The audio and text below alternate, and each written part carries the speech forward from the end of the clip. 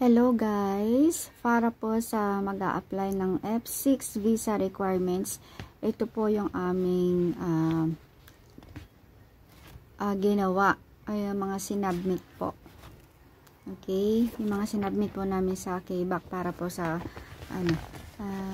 F6. Sa mga kukuha po ng F6, isi-share ko lang po yung aming mga requirements na ipinasa. Okay po. So, ang una po ay yung visa application form. Ayan, visa application form po.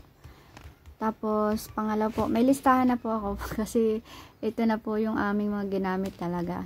Nilista ko na po para hindi ko po malimutan. So, una nga po yung visa application form. 1 piece passport size picture. Ayan. Original copy of passport. Tapos, copy of passport bio page. Alam nyo na po yon. Yun yung papapotocopy nyo po. Yung may picture sa ibabaw. Tapos po, kapag kompleto na po yung mga yung mga papers nyo po, pag okay na lahat, yung binayaran po namin doon is 2,900 plus yung ipapadeliver po. May plus 400 pa by W Express. Alam niyo po yun. Pero kung pick up po, hindi na po kayo magbabayad ng 400 for delivery. Yung i-deliver na lang po yung yung passport niyo. So, ang lahat-lahat pong binayaran ko ay 2,900 tsaka 400 for express. So, number 6, ipipill up po natin yung mga forms. Marami po tayong pipill up ang forms. Katulad ng mga kailangan po yung invitation letter tsaka guarantee letter. Naku, mahalaga po yan. Dapat po nakasulat in Hangul. Tapos yung personal details in English. Ayan, susulatan po natin yan. And sa Korean po, sa ating mga asawa,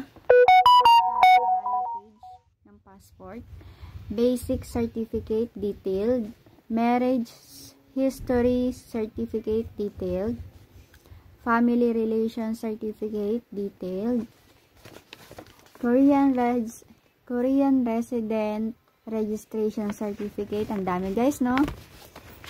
Tapos, medical certificate din po. PSA certificate. Mahalaga po yan. Kailangan meron po tayo yan. Original po. PSA certificate.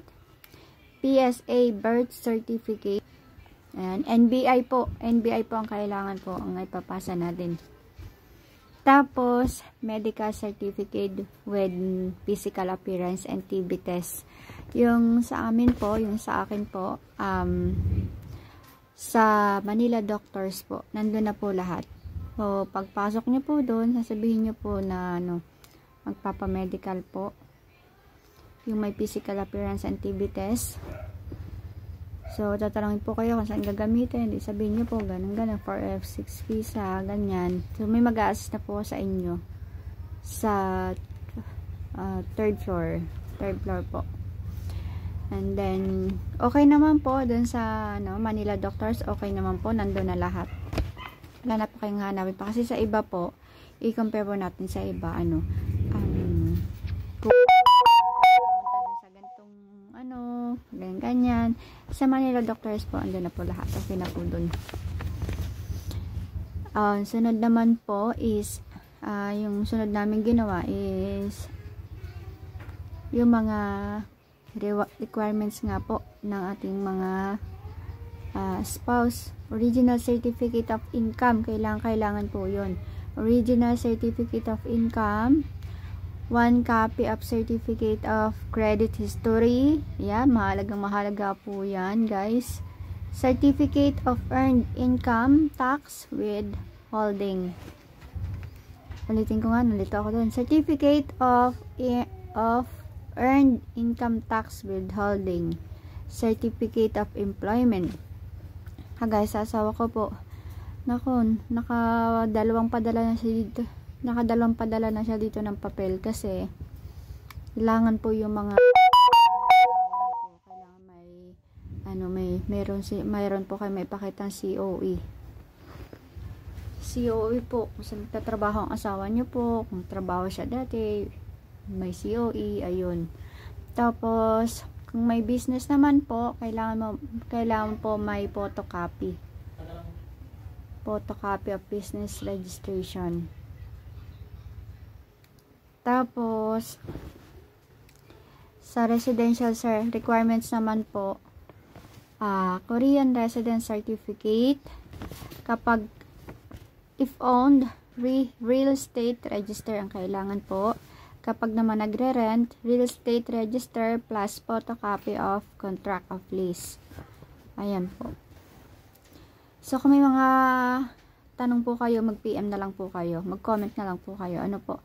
Tapos, last one is yung proof of courtship.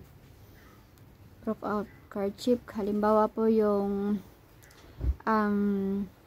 iba po SNS Convo. Conversation nyo po sa social media. Kung halimbawa po sa Messenger or sa KakaoTalk. Yan. Yun sa amin po kasi pinapotocopy ng asawa ko yung simula-simula ng aming nag-chat, kung paano kami nagkakailala, paano naman ang pagkikita namin, lahat po nandun, family pictures, ayan, mga pictures nyo po dalawa, lahat ng mga kaganapan po, yun, kailangan mayroon pong photocopy nun, yan, may mga sulat-sulat, mga kaganapan. Tapos, magsusulat po kayo sa isang papel tungkol sa umpisa-umpisa po. Love letters. Isusulat nyo po paano po kayo nag-start. Ganyan. Paano kayo nag-umpisa. Ayun. Yun po. Sinulat ko po yun sa akin kung paano kami nag-meet. Paano kami nag-start mag-conversation, simula ng usap.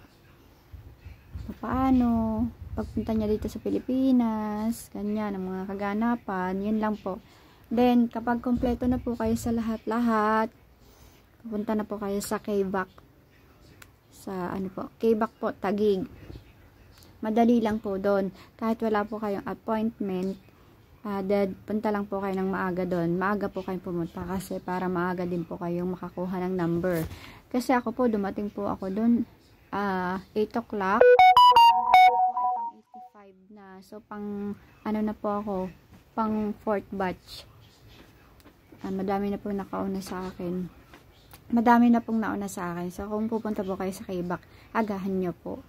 Ayan, and ganun lang po, dapat po kompleto sa mga sa mga papel bago po kayo pumunta. Ayan. Kung may mga katanungan pa po kayo, ito po yung mga requirements na ginawa po namin, ha, guys. Ito yung mga requirements na aming ipinasa sa KBAC. So, ngayon po is waiting kami ng result. So, ganun po. And, good luck po sa ating lahat. Sana po maging okay. Makapasa po yung ating mga papers. Yun guys, mag-comment na lang po kayo sa mga, kung may mga katanungan po kayo. At saka guys, kayang-kaya nyo po yung sa mga may asawa pong kayang-kaya niyo po maglakad ng mag-isa. Kasi mag-isa lang din po ako. Kaya naman po. Basta kompleto po yung mga requirements. Okay, guys. Bye-bye.